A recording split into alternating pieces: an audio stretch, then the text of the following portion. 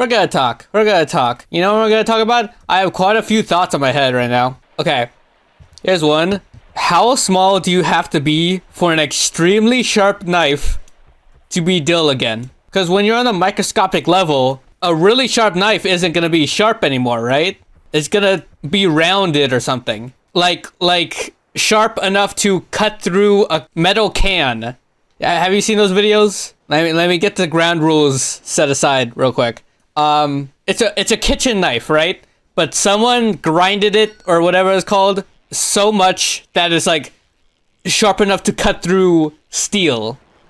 Let's say, I don't know, friggin' an aluminum can, because I've seen some knives be able to do that. That's how sharp it is. It's very sharp, probably the sharpest knife in the world. Now, how small? Like you got a shrink ray and you shrink yourself. How small would it be for the knife to not be sharp? Because there's gotta be a limit. I actually don't have a proper answer for that, because I'm imagining when you get to a certain point, the knife will like eventually become rounded, like dull, like a ballpoint pen. Another thought I thought of. What's a sleep paralysis demon? You've heard of those, right? Everyone heard of those. It's the joke. Like, my sleep paralysis demon dancing while I'm listening to some music while I'm sleeping, right? Everyone knows what a sleep paralysis demon is. But what exactly is the concept of it? I hear it's like a monster, right? A horrific, scary ghost monster thing. But at the same time, that's not what people actually see, right? People aren't actually seeing a monster, are they? Or is it like, are they freaking, I don't know, are they hallucinating? Or is the sleep paralysis demon supposed to be just like stopping them from sleeping? Okay, but like, that could just be something like in the corner of your room. You know how you have like a chair in the corner of your room with a jacket on it?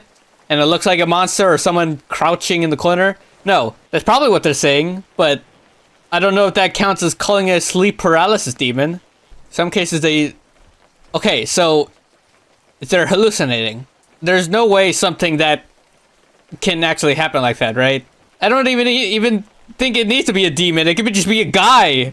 Like, imagine your sleep paralysis demon is just some guy in the corner of your room. Not a black monster. It's a freaking guy with a jacket. You also can't move at all, which is why it's called sleep paralysis. I get that. You're like scarified to bits. Or what? You're terrified to bits. What I've seen, like on the clips and videos and all that stuff, it's like a supernatural thing. What you're describing is like a supernatural sounding thing. I don't think that's happening. I feel like people are just hallucinating. What was that? Oh, weed. Sick. Cause like, yeah, they're paralyzed. I get that. That probably is something that does happen. But like, the actual monster? No, they're probably like dreaming it. Or like, you know how like you're half awake, half asleep? So like you're like visioning something that's probably not there.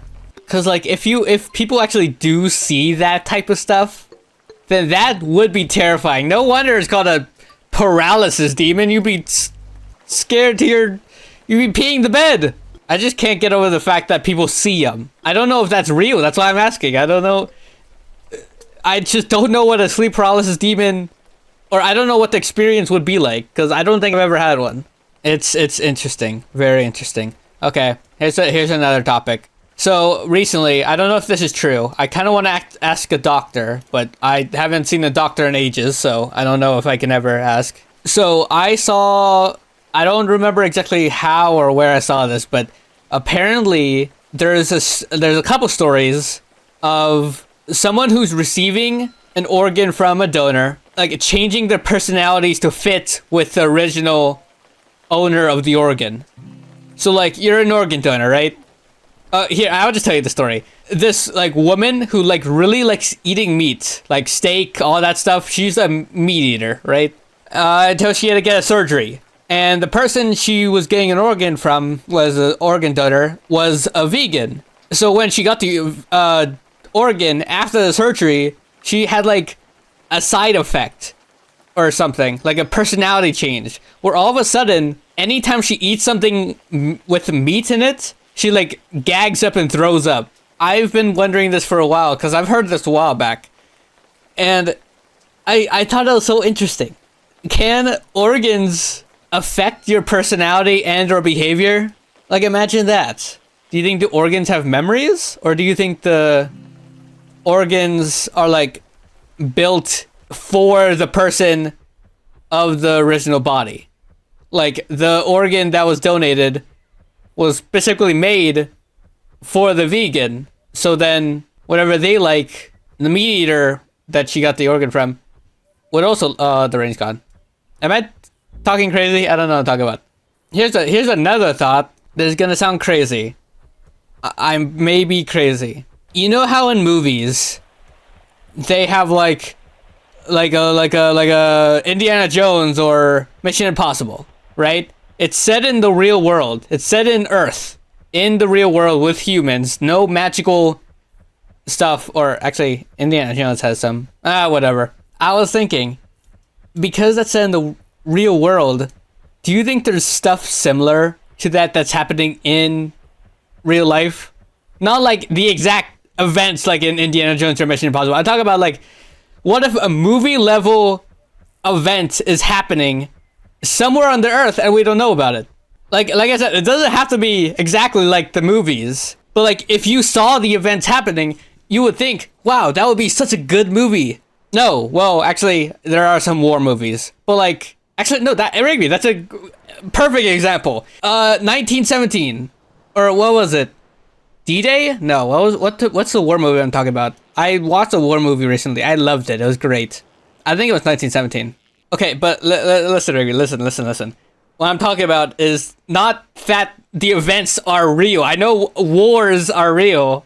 I'm saying the events, okay, like, imagine in one of those wars in the Middle East, there's like this guy and he's having a crazy adventure in the war. Call of Duty, there like some really good Call of Duty stories in the game. But like, of course, no one else is gonna know it. It's not gonna be on the news, like that one guy. They're talking about the whole war, not just the one guy that's having a crazy adventure. Then all of a sudden, his best friend, who's been traveling with the entire time, betrays him. Movie level event, right? I guess. Wait, Bashar al-Assad ran off to Russia after his government collapsed. So, no, that's that's more of a villain kind of thing. That's not. Is he a villain? I don't know who Bashar al-Assad is, but that sounds like something a villain would do. You know, he leaves the country, leaving everyone else to dead or something. Okay, well, anyways, back to my topic. I guess Squid Game would be a good. You've watched Squid Game season 1 and 2, right, Rigby? So in Squid Game, no one knows that the games exist other than the people who are attending the games. No one knows out in the world, right? Everyone thinks they're crazy, like, what? Why would you play kid games and then you die, blah, blah, blah, blah. It's one of those things where they never show to the public, right? So I was thinking, what if that was real? That's happening in real life and we just don't know it. And just like in the show, maybe there's like three characters that are in those games, in the real life games, and then they're like having a crazy cinematic showdown. You watched season 1, so you know what happens at the end of season 1, where they play the actual Squid Game. Imagine that in real life. That's happening somewhere in real life. Not exactly. It's not gonna, like I said, it's not gonna be the exact people or exact situation, but like, that's what I mean by cinematic movie level events happening in real life, and we just don't know it, and we probably will never see it. What about history?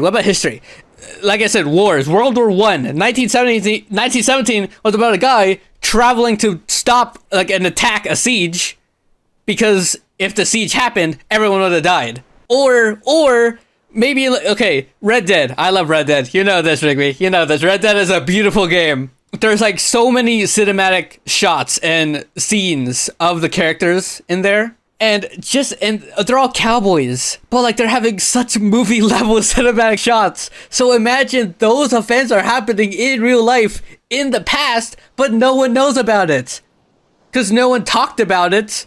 So it happened, but it's been lost to history.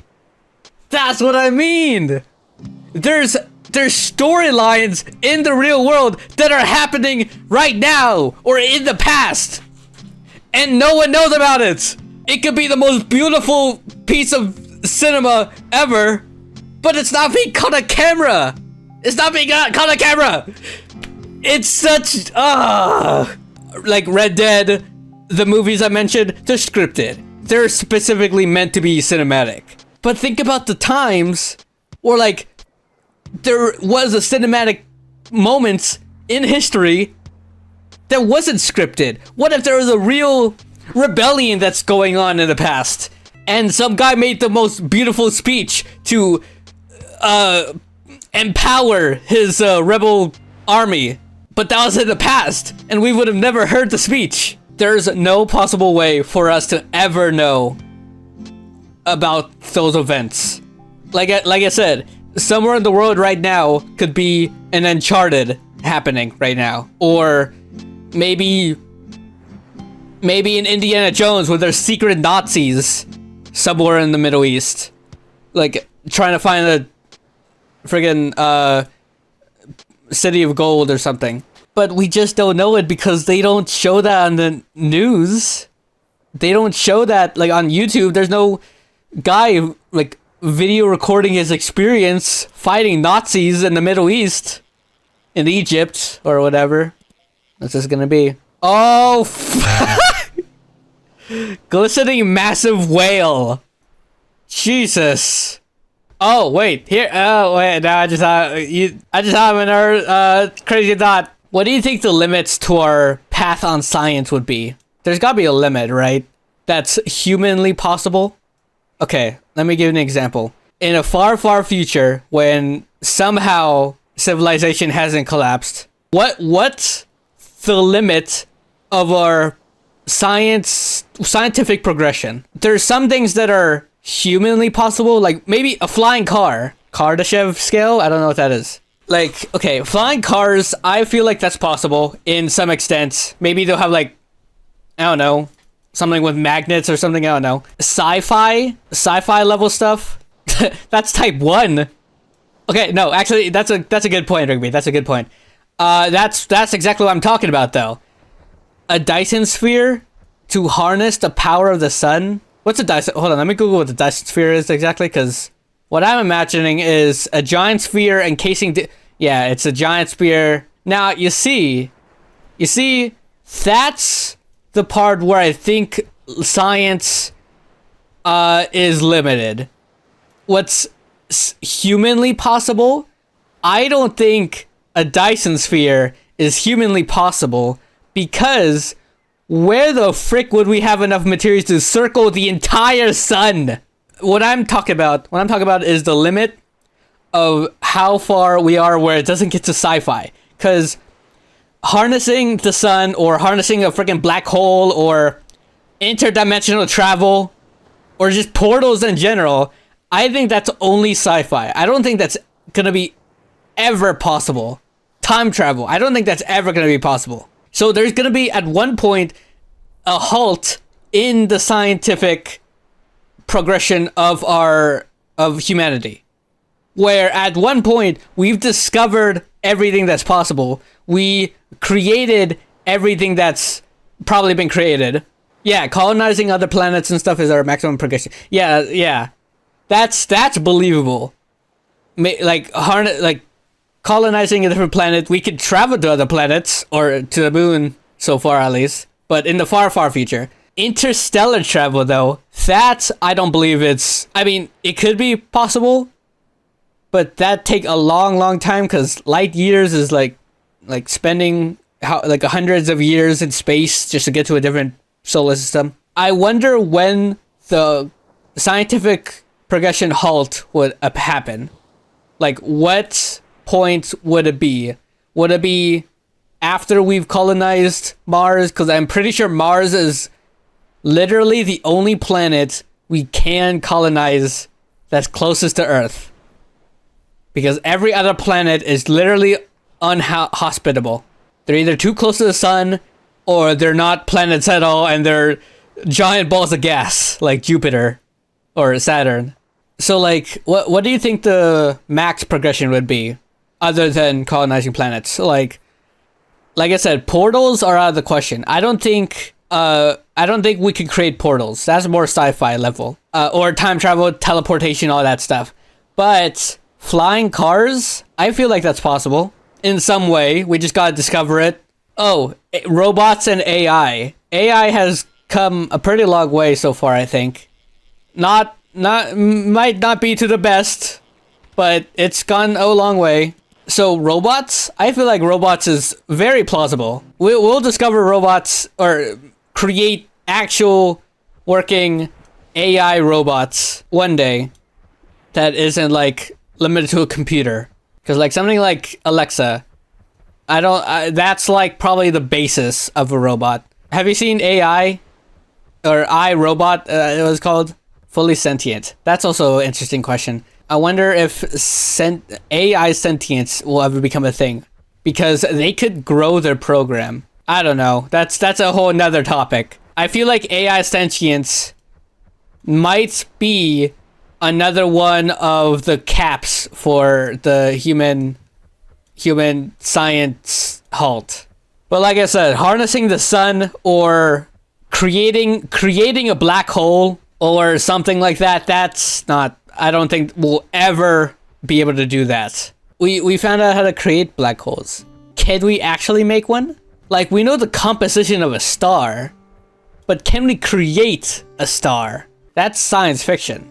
But who knows? Who knows what might be in the future? Maybe we will be able to harness the sun somehow with whatever resources we make. What if we solved world hunger by creating an infinite food generator or something? Like Cloud of the Chance of Meatballs or something. What do you think about human mutations? Do you think it's possible to create a human... Okay, it's gonna sound weird, but I'm just... I saw a post. I saw a post on it on Twitter.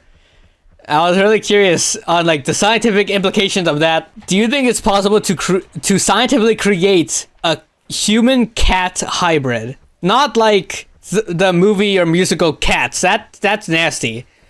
Or a furry. I'm not talking about furry. I'm talking about like a human with just as simple as a cat tail and cat ears. Like you see in the anime. You don't think so? Why not? What's the limits of mutation? Do you think we would be abominable husks? Or would it be like Wolverine, maybe? X-Men? They're all mutants. Or could it be as simple as what I said, a cat girl? Like, they could genetically create like a human with cat features. Wolverine wouldn't be possible.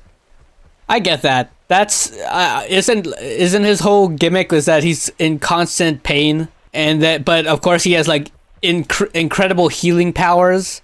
So even though he's in constant pain, he keeps regenerating. So it's a constant cycle of pain and healing. He has like, because his bones are metal or whatever material it was. I forgot what it was. So I don't think that's possible. But like, oh wait, no, that's another topic for the movie thing I was talking about. Imagine real life superpowers somewhere in the world. But we don't know it because they're not on the news.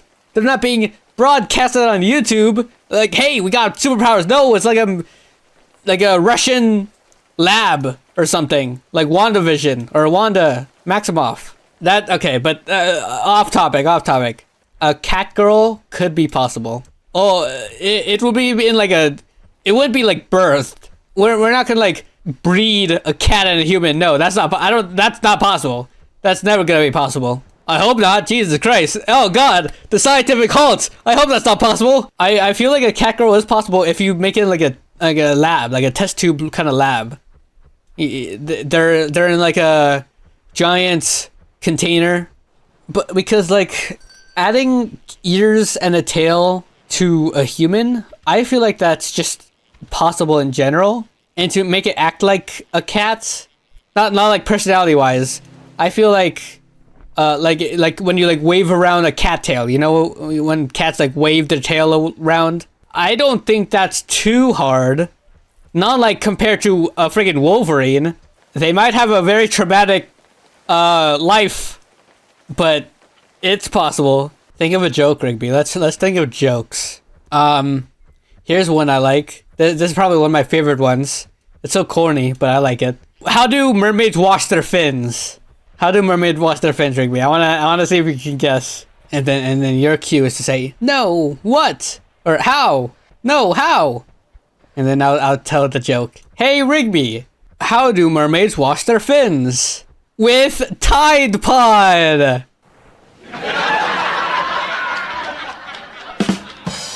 Oh, hi, Echo Geeko. How you doing? Well, you just missed all the discussions we had, me and Rigby here in chat.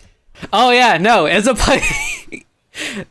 okay, Echo, give me your thoughts on this. Is it scientifically possible to create a cat girl with like mutations or whatever? Yeah, gene splicing. Rigby mentioned what was it, Rigby? You mentioned like a gene for a bone, for a tailbone or something. Yeah.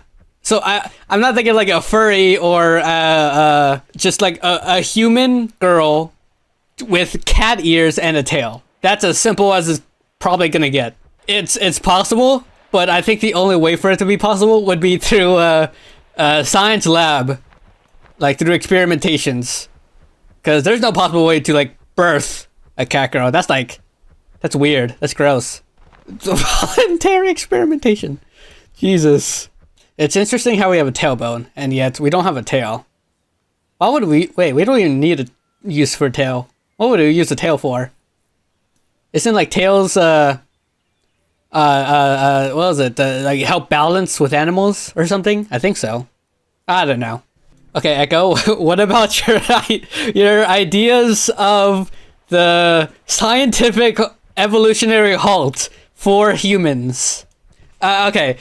What's humanly possible and what's sci-fi? Because, like, time travel, in theory, it's possible, but can we humanly create it or travel through time? Oh yeah, Doctor Who, wibbly wobbly timey wimey stuff. But it's so interesting. It's such an interesting idea. What was the other thing I was talking about? Well, these are just all topics we've already talked about. I'm trying to think of new topics. Because I had a list. I forget to put stuff in my list sometimes. So most of the things I did think about are forgotten about. Uh-oh! Oh! What is that? Oh my god! What is that? Oh! Ah! Ah! Ah! Ah! Ah!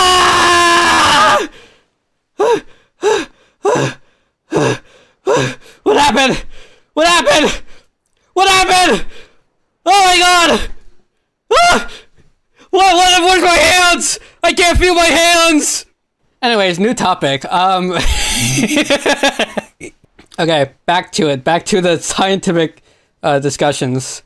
Hypothetical question? What's the hypothetical question? If you were to VC someone via Discord on stream, could you have them talk as a model too?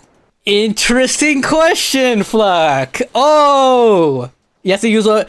Yeah, wait, no, Echo's right. I was recommended a video like a while back of like a tutorial on how to do that.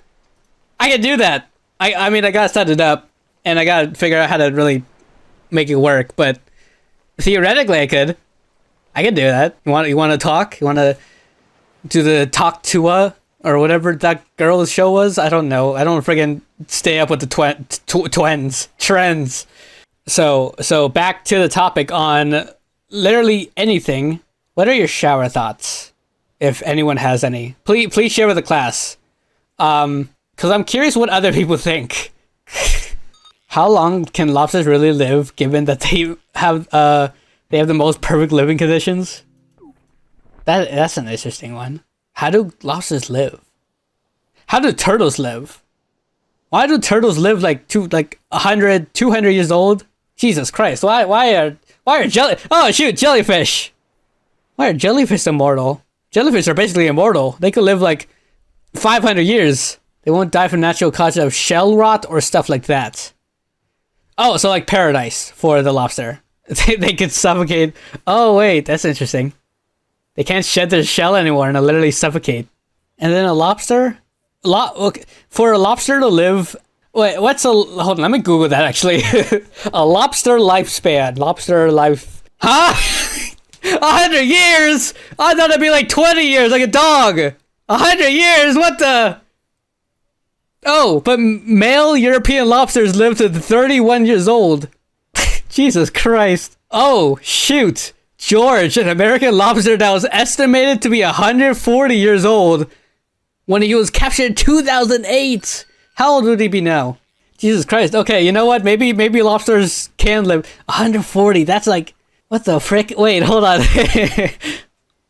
156. Jesus, he's 156 years old. I didn't realize lobsters. I thought only turtles. I didn't realize lobsters could live that long. My God. He was alive during prime Fortnite. Okay, now this just got really interesting. Wait a minute. Okay, if lobsters can live in the perfect conditions, let's say there's an invisible force that's like tending to his every needs. Wait, do they work like goldfish, where like if you just feed them too much, they'll just die because they, I don't know, were too fat or something? Why do fish die because they eat too much? Are they just that dumb that they eat so much that their bodies can't handle it? Let's get the ground rules then. Okay.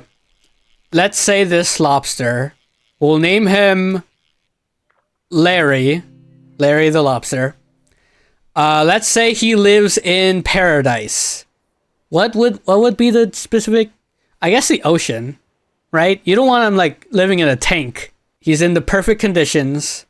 He's living in basically a paradise, a lobster paradise. Oh, they refuse to eat once they're full. Okay, interesting.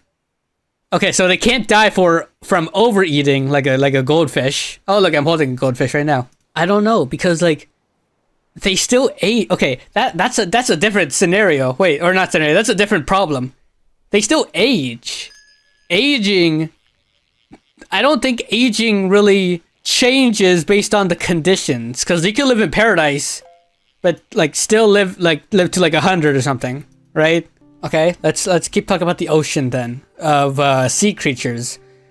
I think I talked about this earlier, not earlier today, but like last time I did one of these things. What do you think about the oceans of the deep? What creatures could be down there? I don't know, cause they gotta be crazy strong creatures to live. What's it called? The midnight zone, or the pressure's so high when you go down there the sub will collapse. But at the same time, there's sea creatures that are living down there that are farther down below, much farther down below. How strong would they have to be? Like what are their bodies made of? What lives down there? We haven't really explored much of the ocean, much of the ocean yet, but I'm curious what could be down in... Oh, wait, did you hear about... I saw a video actually on this. A mechanical clock that was made in like Egyptian times or something. But like it's mechanical. It's like something that's like shouldn't exist in the time period it was created. I don't think it was Egyptian, but it was a long time ago, before clocks were a thing. But it's mechanical, where it has gears and like things to like make it automatic, an automatic sundial. And then it was lost at sea, which is crazy, because I know for a fact it was on a boat to America. I think it was America. It was going to a different country, but then the boat was sunk, and then it was lost at sea, which it was then excavated by like a scuba diver, like 1920 or something. It was very early. Yeah, okay.